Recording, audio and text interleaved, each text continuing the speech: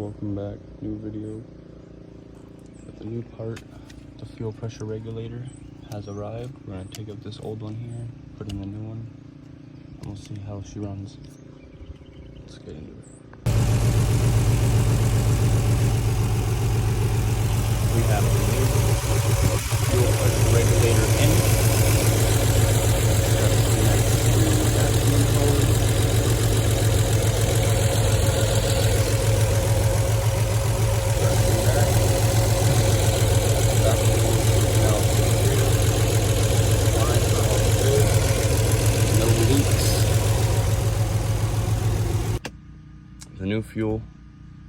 The new fuel pressure regulator did not end up fixing my issue. I did some more research and looking on forums and just Googling some more stuff and doing some more diagnostics, like testing voltage on the MAF sensor, O2 sensor, and GPS again. GPS is 0.43 volts, which is factory. O2 sensor is 0.3, and then it fluctuates down to 0.2 and then back up to 0.3. I was reading, it's the factory spec for that is 0.3 to 0.8. Mine never goes above 3. So I've come to the conclusion, well, based on that the O2 sensor it's done.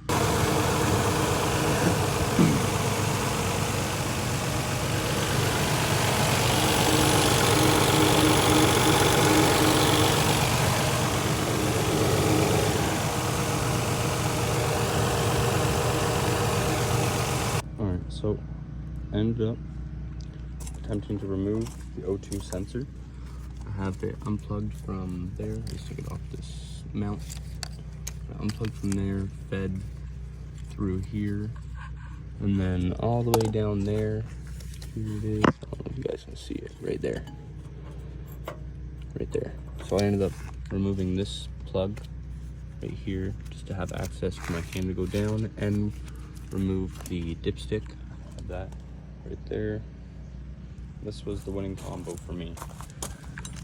I have an 18-inch breaker bar. It is a 1/2 inch, so I had to use an adapter. If you can get a 3/4, that would be a lot better, just because this guy is a 3/4 inch, not a 1/2 inch.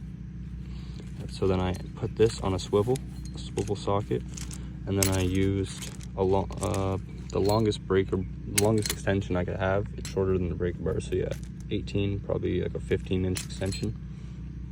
But this is the combo that worked for me. I just slid this onto the sensor, had this angled up out of the engine bay, and was able to get this on and just cracked it, and then went in with my adjustable ratchet and just hand tightened it.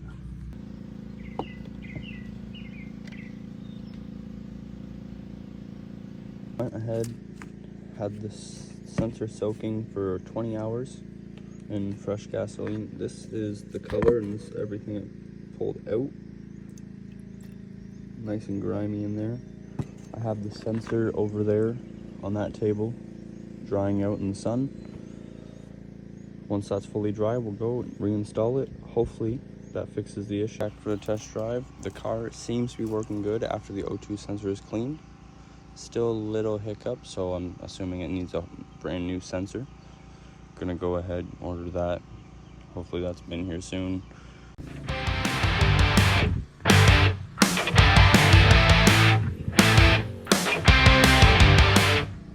Here's the issue we're dealing with today. We gotta try to knock out these screws.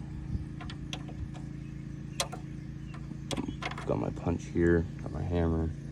Okay, so I'm just gonna try to lightly tap this one out.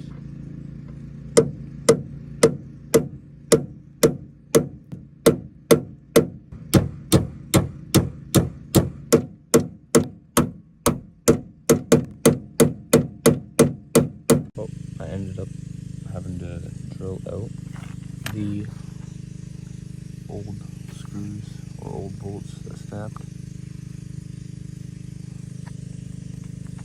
These are the two I used. I used that one and this one here.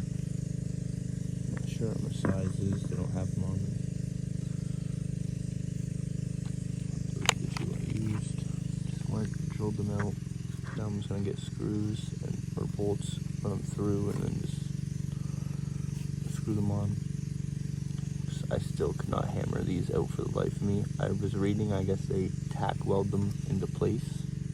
The top here, I guess they tack weld the stud in place so it doesn't spin. It also does not pop out. But got it drilled out.